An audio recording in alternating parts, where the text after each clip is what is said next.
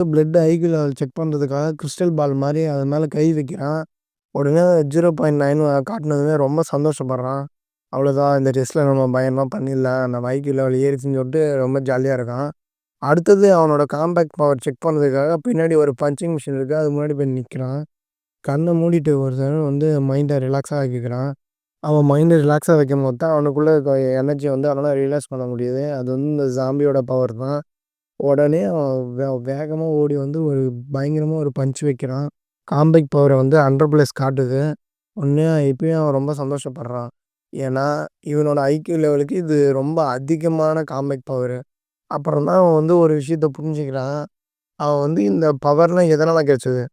அவனோட அவன் வந்து தூங்குனதுனால தான் கிடைச்சது. அப்போ அவன் அத புரிஞ்சுக்கிறான். நம்ம தூங்குறதுனால நம்மளோட ஐக்யூ லெவல நம்மளால இன்கிரீஸ் பண்ண முடியுது. அத வந்து கரெக்ட்டா யூஸ் பண்ணணும்னு